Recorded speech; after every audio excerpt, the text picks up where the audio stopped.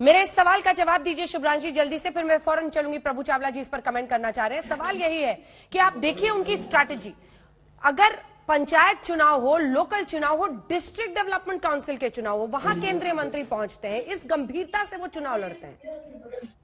अंजना जी, यही तो सबसे बड़ी हैरानी की बात है कि देश आज कंफ्यूज है कि उसने प्रधानमंत्री को चुना या स्टार कैंपेनर को चुना, जो 24 घंटे सरकार का काम छोड़कर प्रधानमंत्री और उनकी पूरी कैबिनेट। राय साहब, बोलने दीजिए। अगर इस सरकार में इतनी खामी है तो कहीं चुनाव जीतिएगा तब तो बदलिएगा। अरे मैडम, बिहार में कैसे चुनाव जीती है आपको मालूम नहीं है क्या बात कर रही है?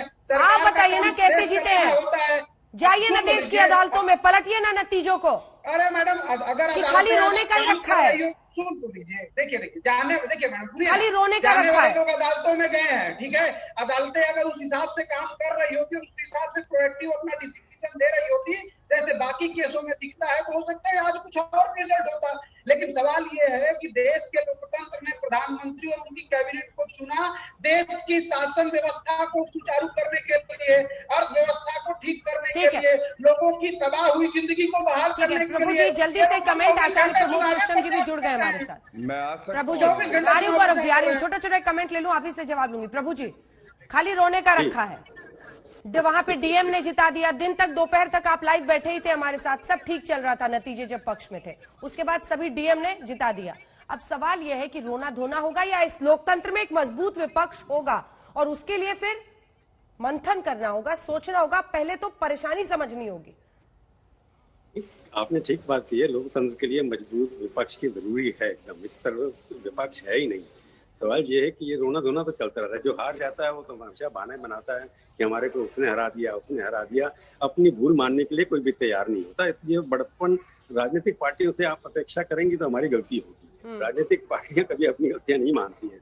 दूसरा, जो गौरव भाटिया ने पहले कहा कि मैं रिश्वत का मंजूरी देता हूँ, वो बीजेपी में आए हैं, अभी स्टूडेंट हैं, अच्छा स्टूडेंट निकले हैं, उनकी बातों से लगता है काफी कुछ सीखा है उन्होंने। और 40 साल में मैंने बीजेपी को देखा, संघ को अच्छी तरह जानता हूँ, उनको सब बताने की जरूरत नहीं है। अच्छी बात है, अभी और इसके बारे में देखेंगे, वो सुनेंगे। पर कांग्रेस की प्रॉब्लम मैं जैसे से बता रहा हूँ कि कांग्रेस एक ऐसी पार्टी है जिसका हर गांव में, हिंदुस्तान के 7 लाख गांव में कोई ना कोई कार्यकर्ता मिल जाएगा। पहली बार मोदी जी ऐसे प्रधानमंत्री आए दूसरी तरफ से, जिन्होंने बीजेपी का झंडा लगभग हर गांव में पहुंचा दिया है। अब कंपटीशन डायरेक्ट हो गया है। कांग्रेस के पास पहले वर्कर हुआ करते थे, हर जाति के लोग उनसे जुड़े हुए थे, वो एक अम्ब्रेला पार्टी होती थी। उस अम्ब्रेला के अंदर हर कलर के लोग थे, हरा भी था, पीला भी था, नीला भी था, भगवा भी था, सफेद भी था। वो सारे कलर उस झंडे में से गायब हो गए, सिर्फ तिरंगा झंडा उनका ऑफिशियली रह गया। कांग्रेस को जिंदा अगर रहना है, कांग्रेस नाम जो है, कांग्रेस आइडेंटिटी जो है, कांग्रेस कल्चर जो है, वो आप देश से गायब नहीं कर सकते। कांग्रेस मुक्त भारत जो है, वो शायद इम्पॉसिबल टास्क है, अभी भी दिखाई देता है। परंतु गांधी मुक्त भारत कांग्रेस हो सकता है जरूर आ जाए थोड़े दिनों के बाद। जिस तरह से रिवोल्ट हो रहा है कांग्रेस पार्टी के अंदर, ऐसे लिखता है कि राहुल गांधी और गांधी परिवार को थोड़े दिन के लिए सबैटिकल लेना पड़ेगा, तभी कांग्रेस रिवाइव होगी।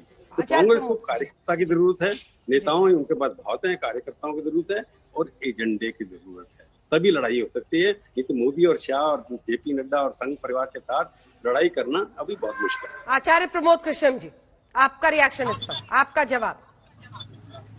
क्या अंजना जी, मैं सवाल ये है कि जी, पूरा सवाल आपको समझाती हूँ। देखिए, एक तरफ आज गुलाम नबी आजाद ने 5 स्टार कल्चर पर सवाल खड़े किए हैं। इससे पहले कपिल सिब्बल भी कह रहे हैं कि करना होगा, ऊपर से नीचे तक ओवरहॉलिंग करने की जरूरत है। बीजेपी एक तरफ लगातार, चाहे वो डिस्ट्रिक्ट डेवलपमेंट काउंसिल के चुनाव हो, पंचायत चुनाव हो, तेलंगाना हो, बिहार के बाद पश्चिम बंगाल में शुरू हो गए, तमिलनाडु पहुंच रहे, यहां पर अंदरूनी कलह से फुर्सत नहीं है।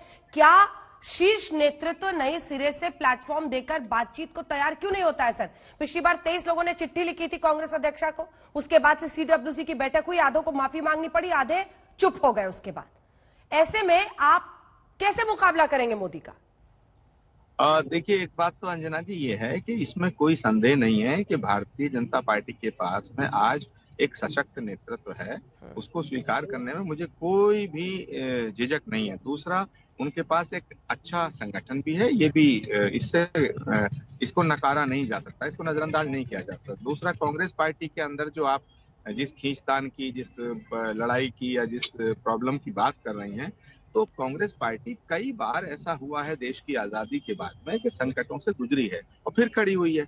जहां तक कपिल सिब्बल जी की चिट्ठी का सवाल है, जहां तक गुलाम नबी आजाद साहब की प्रेस कॉन्फ्रेंस का सवाल है, तो कपिल सिब्बल और गुलाम नबी आजाद भी वही कह रहे हैं जो कांग्रेस का कार्यकर्ता कह रहा है। और मैं समझता हूं कि कांग्रेस नेतृत्व और कांग्रेस के वरिष्ठ नेता ये सब लोग इस बात को लेकर चिंतित हैं और इस चिंतित होने के बाद चिंतन शुरू हो रहा है और उस चिंतन के बाद मंथन होगा और मंथन से जो है विष भी निकलेगा, अमृत भी निकलेगा।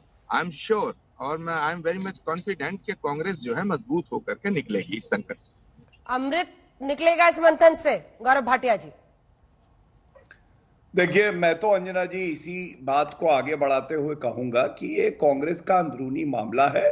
अब कितना विष निकलेगा, कितना अमृत निकलेगा, ये तो समय ही बताएगा। और प्रमोद जी बैठे हैं, विष निकले अमृत निकले धारण करेंगे।